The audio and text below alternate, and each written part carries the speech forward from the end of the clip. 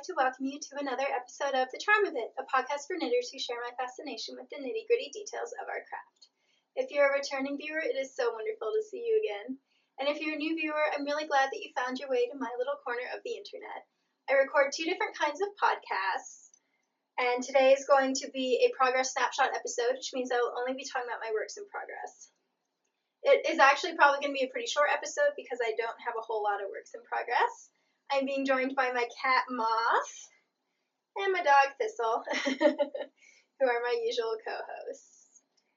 Let's see. I used to always recommend a podcast at the end of the episode, and by always I mean when I remember, but I didn't remember that frequently. So I thought that I would switch to mentioning it at the beginning, and today my podcast recommendation, I have to look it up because she has a long name, but she's a new podcaster. I've been following her on Instagram for a little bit. So her name is Rachel, but the podcast is Piku Kimalainen, which is also her Instagram name, and I will certainly include the link down below. As I said, she's new. I just watched her second episode today, and it just appeared. But I really enjoy, she focuses on her projects and the details. She makes up her own projects or modifies them. She's making these adorable, like, stuffed mountain pillows that now I feel like I need a mountain range to decorate my couch with.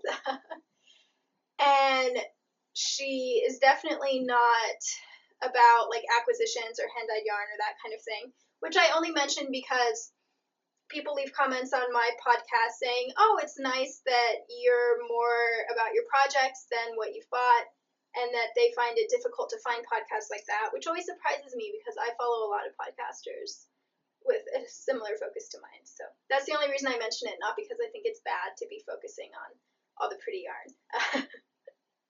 So as I said, wow. She has just released her second episode. Her first episode had background music throughout, so depending on your sensitivities, that might be a problem, but the second one does not have background music, so just thought I would mention that as well. And yeah, I really enjoyed hearing all about her knitting, and I hope that she continues to podcast in the future. So I suppose I will just jump into my works in progress. Oh wait, I'm wearing my Phryne Fisher cardigan, named after the heroine of Miss Fisher's Murder Mysteries, the TV series, which I prefer to the books, and I almost never say that. I won't get into why, because I know a lot of people are fans of the books too, and I don't want to insult anyone, but let's just say I love the show. And so it has a sailor collar on the back, because Phryne is wearing a sailor outfit costume in the first scene of the first episode. And I designed this myself, but I used custom fit for the math. And as you can see, it fits pretty well. Like it's lined up with my natural shoulder line. I think I usually knit sweaters that go a little bit in. Maybe not though. When I'm watching on editing, I'm always like, those shoulders are sticking out. It's probably because I'm constantly yanking with my sleeves. Anyway, when I reviewed the yarn that I used to knit the sweater, Canopy Fingering, I mentioned that I was disappointed that even though it felt really soft in the skein and really soft while I was knitting with it, I can't wear this sweater against bare skin. It itches me. So this is the sweater that taught me that I should not knit a sweater out of yarn until I've knit like some kind of mitt or something so that I can see how my skin is going to react to it. But the good news is I have finally found the right underlayer for it. It's difficult because a lot of my tops have higher necklines than this. So it was difficult to find one that wouldn't show and one that was fully sleeved because even 3/4 sleeves my wrist will itch. And that felt comfortable, but I found it, so I think I'll be able to wear this more frequently in the future. Especially for me, it's very much a winter sweater because this has, I think, 30% alpaca. It's like alpaca, merino, and viscose. So the viscose does help kind of balance out the extra insulation of the alpaca, but it's definitely on the warmer side, so that's nice. It's a snow day as I'm recording. I love snow days, they're my favorite. And it's about 20 degrees outside, which is, I think, around -6 Celsius. So, definitely a day for keeping cozy. Let's get going on my first project. This is the Winter Twilight scarf. That's my name for it. And I'm really excited because it's my first time knitting a multicolored neckwear item, which seems so popular amongst the online knitting community, and I always admire all the beautiful combinations other knitters are making for their shawls or whatever, but I just haven't done something like this before. So let me show you my colors. It's a 3-color one. I think I said that, but here they are. There we go. Oh, wow. There we go.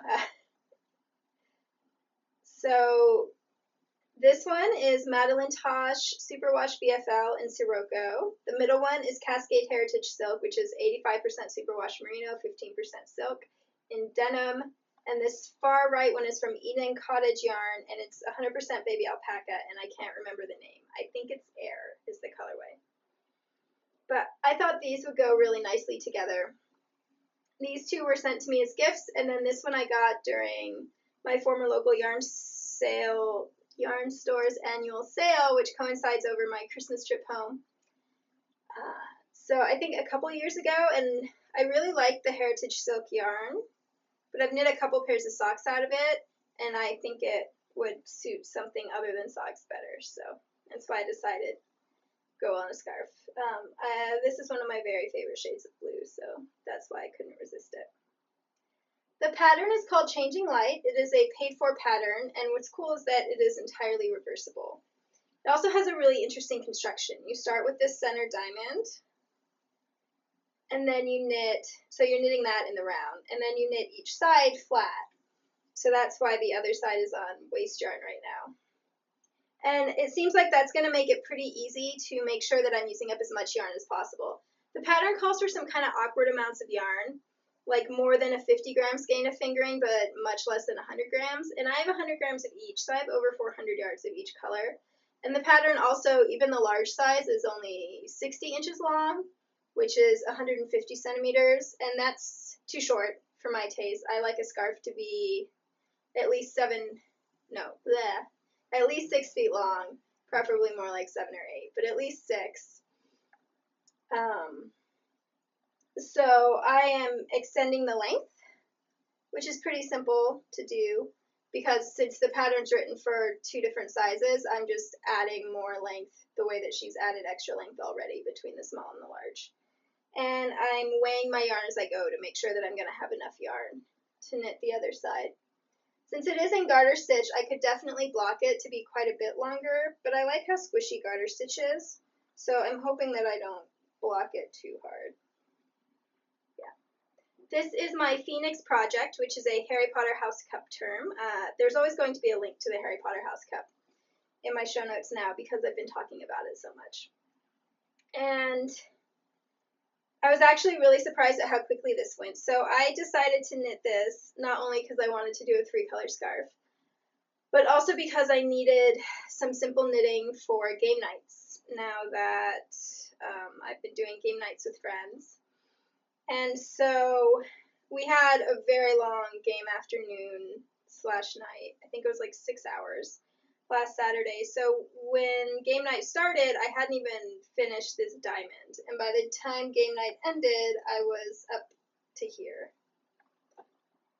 So that is a lot of knitting to do, and I need to pay attention to make sure I'm taking breaks because I did overdo it a bit with my neck and shoulders, but I was really pleasantly surprised at how quickly it grew. And then I worked on this while I was reading last night, so I would say if you're looking for a project that you can do when you need to be thinking about things other than knitting, that this would be a really great option. The pattern is well written. I have a couple quibbles with it. First, the pattern writer kind of varies in her use of calling the colors A, B, and C, or darker and lighter, and I'm fine with either because I'm generally doing the same style of dark, medium, light that the pattern writer is, but it's confusing to remember which is which. And so like in one paragraph she'll say the darker color, and then in the next paragraph she'll say with color A. But that's a minor quibble. The only other thing that kind of confused me is the edge directions. So she has you slip a stitch throughout, which is fine. If I were going to knit this pattern again, I would experiment with other edges because I don't think it looks that great. But, you know, I'm willing to deal with that. But then in these stripe sections, the stripes are done in an interesting way. But if you follow her directions for when to slip stitches, instead of slipping a stitch on one row and knitting it on the next row, so it's only elongated over 2 rows, you end up slipping a stitch for 2 rows and knitting it on the 3rd row. So then it's elongated over 3 rows, and I thought that seemed like it would be too tight, but I decided to not second guess the designer because I don't know that much about knitting scarves yet.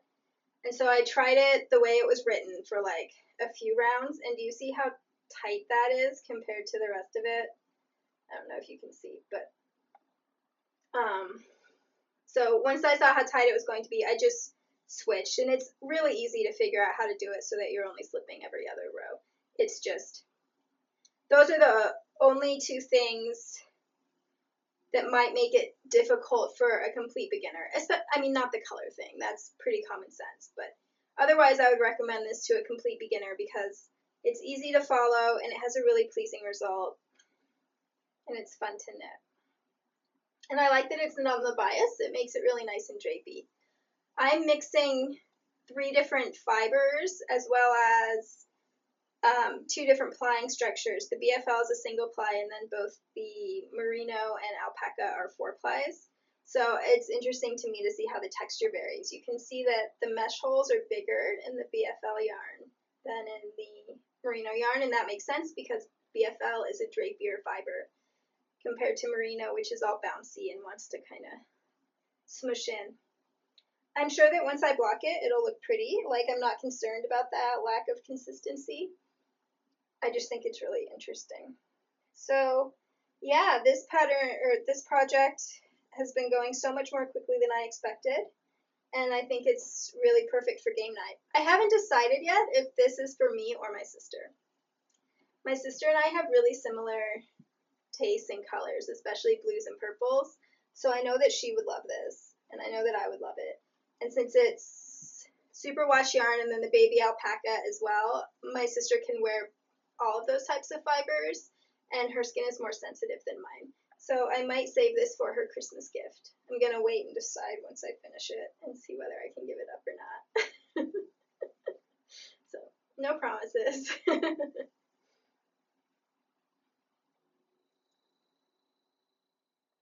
Here it is up close, just so that you can kind of see the difference between the 2 mesh. But if I hold it that way, it would be clearer. Areas, and then just see how the stripes are interacting. Maybe. So I think it's working up subtly with these stripes, but I like subtle, so that's not a problem for me.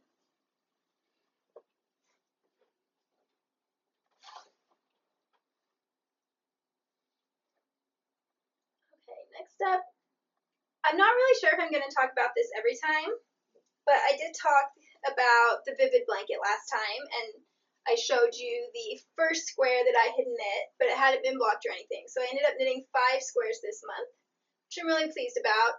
I think I'm going to knit at least 35 squares for the blanket. So I want it to be at least 5 by 7 squares. And so at that rate, it'll take me about 7 months and then an 8th month to put it together. And that's perfectly fine with me. So this is like a long-term project for me. But I have knit at least 1 in every color, so I thought I would show you. I knit 2 cream ones. Look, it's identical. 2 of the mauve, and these are all blocked and the ends are woven in. And then 1 of the chocolate brown, which blends in really well. So here they kind of are together. I really like how they're looking together. Although I haven't decided yet whether I'm going to do equal amounts of all 3 or if I'm going to use the chocolate brown more as an accent so that it doesn't overwhelm that mauve and chocolate, or mauve and cream, sorry. Yeah, my little blanket square kit, which is just a project bag with the yarn and all the notions I need, including a pair of scissors and a darning needle to weave in those ends, has been working out really well. And I'm really enjoying casting these on. It was interesting. So this pattern, it's a paid for pattern as well. It calls for a pinhole cast on, which I had not heard of before, and it's incredibly fiddly. The pattern includes a link to a tutorial on their blog. It's from Tin Can Knit, so they have a very useful beginner knitting blog. And the tutorial is good. It's pretty easy to follow, but I have to look it up every time because it's fiddly. And it involves, like, at least, I think, because actually the tutorial, I'm not 100% sure that I'm following it the way that she had in mind, although I can pull my end and it pulls the center together, so it works. But I end up having to, like, pinch yarn loops with my finger over. So it's not my favorite cast on. The first time I did it, I was like, I'm just going to switch to a normal cast on, and then since I'm weaving in an end there anyway, just tighten it up that way. But then I was like, no, just try to follow the pattern as written and see if it grows on you. So I'm still giving it a chance, but so far it has not grown on me.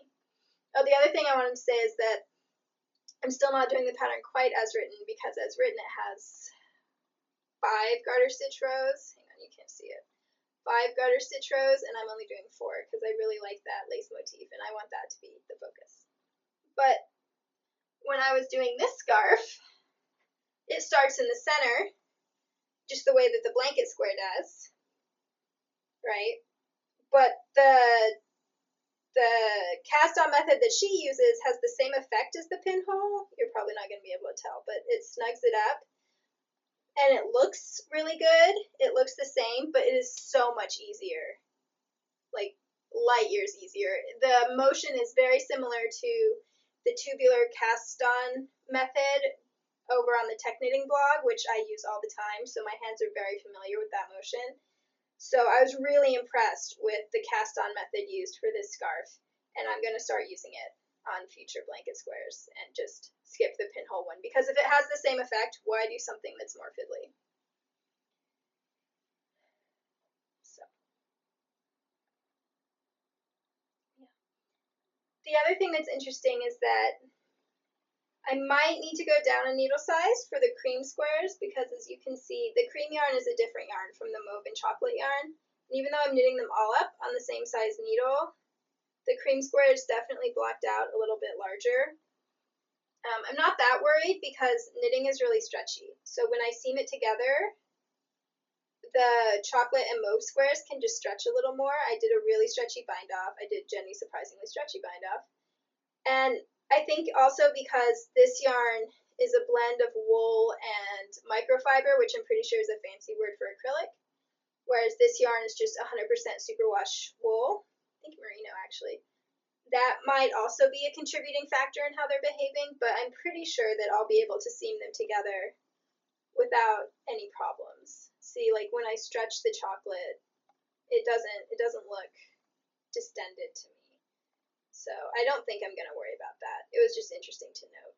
I have not been, so when I block them, so I soak them in water, and then I literally just lay them out on my little blocking mat and kind of try to tidy them a bit. I am not pinning them. I am not using my blocking wires to get straight edges. Frankly, all the edges are going to be seamed together. So I don't really see why they need to be perfect squares at the moment, because that's not how they're going to be at the end, you know? If I was going to use them as coasters, maybe I'd be a bit more particular. Probably not, but maybe. So yeah. That kind of blocking is difficult on my body. I have chronic illnesses, in case you're a new viewer. So I only do it when I absolutely have to, and for me, it's just not necessary for this. But I'm really happy that I already have 5 squares and that I'm still enjoying knitting them. And they've become what I reach for when I know I want to knit, but I'm not really sure, or I want to break from my main projects. So I don't know. I might end up needing to knit more blankets after this, especially since I can turn them all in for homework for the Harry Potter House Cup, which is awesome. My final work in progress is the blue bonnet cardigan, and I'm sure that I showed you this before because I remember talking about how the yarn is knitting up. So, since then, I have finished the back, which was just plain stockinette, which was so nice and relaxing. And I went ahead and blocked this because the fronts are going to be fiddlier, so I wanted to know how this yarn behaved. And luckily for me, the length didn't change at all in blocking. So that means, so I knit this bottom up, which is the sweater style I am most comfortable with knitting, partly because it lets you tweak that yoke. So that's why, or the shoulder section. So that's why I blocked it, and if it had grown in length, then I could have just ripped out a few rows, but I did not have to do that. So as you can see, yay, that's a good sweater length for me, or arm side length. And so then I kind of delayed a bit because I didn't want to do the math, because the fronts I have to knit top down. But I have finally started working on the first one, and I am making fairly good progress. I have finished the yoke part of it, so I've got a little bit more to work on, and then I will be starting the waist decreases. So I'm up to about here, so I've got about that much left to go. So I chose this lace stitch both because I think it's really pretty and suits the yarn and reminds me of bluebonnets, but also because it's very easy to memorize. It's a 4-row repeat. The wrong sides are just purling, and the right sides are the same pattern. It's just on row 2, you knit 1 before starting the repeat, and on row 4, you knit 2 before starting the repeat. So it's just staggered by 1 stitch. And that did make it really easy to memorize, which was exciting. However, as I discovered when I started doing the armhole shaping, so I was increasing instead of decreasing, and I wanted to increase in pattern, it's weirdly difficult to shape in pattern when something is staggered, or at least for my brain, because I'm not used to working with those kinds of stitch patterns. So this is the 3rd time that I've knit this nice little curve. The first time I did manage to increase in pattern, but I didn't take any notes, and then when I finished, I discovered that the arm side was too long, because I'm just knitting it to the same length as the back, since blocking doesn't change the size. So then I had to rip out and start the arm side shaping earlier. That's where this little safety pin is, so hopefully I can knit the second one to match. And that time I didn't manage to increase right in pattern, and so I was a little bit off, and so this bit was looking really awkward. So the 3rd time I ripped back, I managed to increase in pattern, and I took notes while I was doing it so that I can make the other side match. And by notes, I mean I literally wrote out what each stitch was doing, so the other side will match.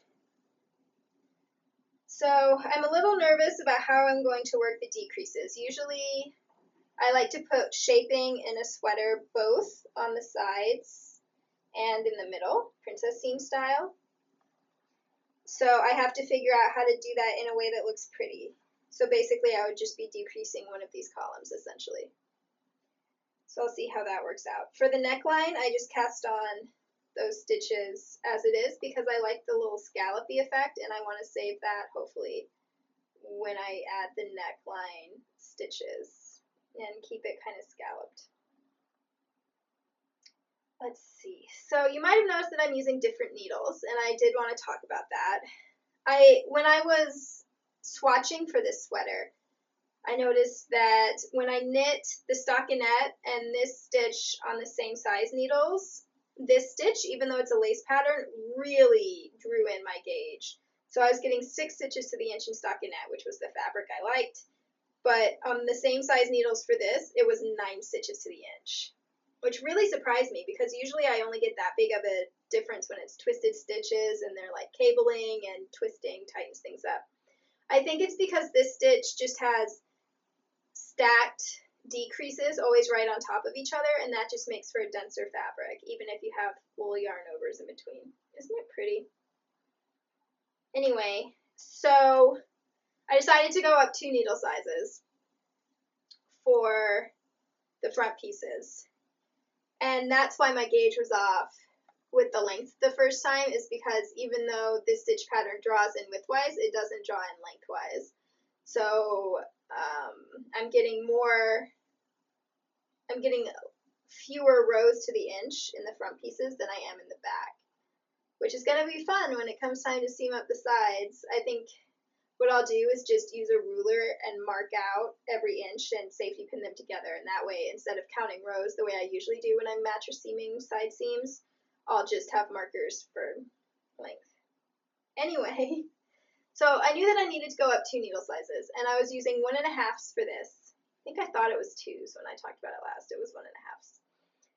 And I could have used my metal 2.5s, but they're kind of heavy because it's the heavy metal needle set from Diacraft. And while I love those needles, I love their tips, the size 2.5s and 3s are heavy enough that I'm like, not sure how I feel about that. And this is not a stitch pattern that requires a lot of dexterity in your needle because it's just yarn overs, SSKs, and knit 2-togethers.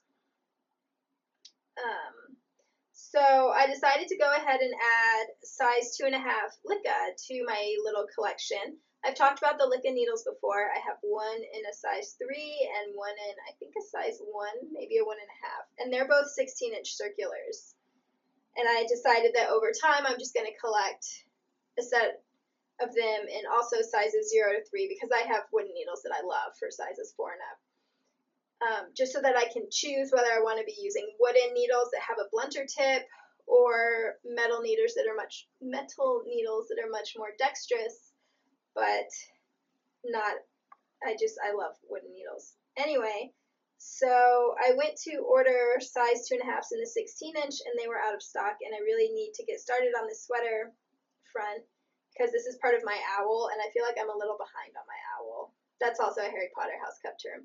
I'm not that worried about it because I can spend most of February working on the 2 sweaters that I'm doing for the owl, but I didn't want to have a lot of delay. And I noticed that they did have the 10-inch straights in size 2.5s. And I've been meaning to try out straight needles anyway. By the way, 10 inches is going to be 25 centimeters. And 2.5 is 3.0 millimeters. It's helpfully labeled. Okay. So I saw that they had 10-inch straights, and I have never knit with straight needles. I've always knit, even my flat knitting, I knit on 16-inch circulars. Or I do use my DPNs as straight needles by like adding a little needle protector to them, and I have 6-inch DPNs, which is 15 centimeters. But I've never, had a pair of actual straight needles before, so I thought it would be an interesting experiment. I apologize for how repetitive I'm being today. I feel like usually I'm more concise, but maybe I'm just deluding myself. The reason why I've been curious about straights for a while is because the way that I knit, I hold my needles at a very wide angle, about like this. And so when you're using a circular needle to knit flat, that's a pretty big distance for the cable to have to go between the tips. So sometimes the 16-inch cable feels a little too short, but if I go up to a larger cable, then I feel like the cable is like getting in my way and annoying me. So I thought that maybe straights would be the solution. And there are definitely things I like about them. I like that I can do whatever angle I want with my knitting and it doesn't matter. Oh, and the other thing I should say in case you're a new viewer is I knit almost all my sweaters flat, and I knit a lot of sweaters. I knit my cowls flat, scarves. I do a lot of flat knitting. So having straights, they would get a lot of use is what I'm saying if I find that I prefer flat knitting on straights. So I like that I can do the angle. However, it feels like they're a little too long. I don't really know what lengths straights come in, but if they came in like an 8-inch size, because a lot of times when I turn my 6-inch DPNs into straights, that feels a little too short. So I think what I really want are 8-inch straights, which would be 20 centimeters. Because these extra 2 inches, even though it's really useful for spreading out a project, it makes it feel like there's like too much bounce going on when I'm knitting. And the thing that but I could get used to that. The thing that's more annoying is that I'm knitting this project English style. I knit both ways, so maybe this wouldn't be a factor in continental. But when I knit English style, my yarn is on the right. The end of the needle starts to loop over the yarn, and then suddenly the yarn is wrapped around the needle, being annoying. It doesn't happen too often. I would say it happens maybe 4 times during a knitting session, but that would be my one thing where I'm still like, I don't know how I feel about that. Since they're wood, they're really lightweight, so I do like that. And I've said before, I don't think the Licca tips are nearly sharp enough for when you're doing complicated kind of stitch patterns, but when you're doing more simple ones, I think that they're fine. And yeah, so the jury's still out, but I'm definitely having a few issues with the tips being wrapped around. I don't really know if straights are frequently offered in 8-inch lengths or not. This is just what was available that would arrive really quickly, so it's what I am trying out. I do think they're really pretty. I like the color gray, and yeah, it is really nice not having to deal with a cable, so I might try a few other straight sets as well and see what I think about that as far as if I want to add some more to my collection. The nice thing is I tend to knit on the same size needles, so I wouldn't necessarily need a full collection. But it's funny because it doesn't seem like straights are I don't see a lot of straights being used like on my Instagram feed and that kind of stuff, so it makes me feel like I'm more connected to historical knitters when I'm using straights instead of cables. So that's another plus, but man, this and looping around the yarn, that gets annoying really quickly. And I don't know how much of it too is that I'm alternating yarn skeins on this, so maybe having the 2 yarn cakes is partly affecting how I hold the yarn and place the yarn cakes and that kind of management. I'm not sure. Yeah, so I'm feeling really good about having sorted out this and made enough notes that I'll be able to repeat it on the other side. Now I'm just worried about how I'm going to do the waist decreases, and I really want to get this done sooner rather than later, because once I finish up the 2 fronts, then the sleeves are going to be plain stockinette, so I can do that when I'm socializing, and then I should have a finished sweater pretty soon. It has been ages since I've had a finished garment, so I'm really looking forward to having a new sweater to wear, especially in such a nice color that'll go with so much of my wardrobe. And that is my episode for this week. I'm not really sure if it turned out shorter than usual or not. I always say I'm going to do short episodes, and then I manage to talk your ear off anyway.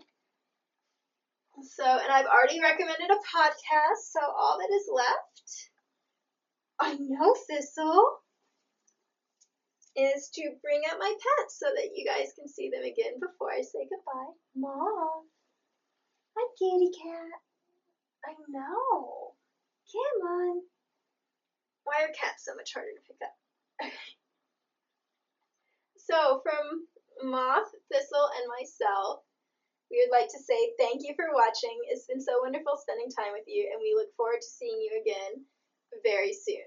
If you'd like to get in touch with me other than here on YouTube, and I love hearing your comments, you can also find me on Ravelry and Instagram as The Charm of It. And I love getting to know new viewers or old viewers who just feel like introducing themselves. So please always feel free. And if you have any questions after you have checked the show notes, then I am more than happy to answer those. Last episode, I completely forgot to include the name of the sock book that I get my size charts from, and it's Sensational Knitted Socks. I had a couple of people ask me about that, and I've answered you in the comments. Sorry about that oversight. And yeah, as always, I had a great time, and hopefully I will see you again soon. Bye! Hi. So pretty. Oh, tissel, tissel. Tissel, tissel.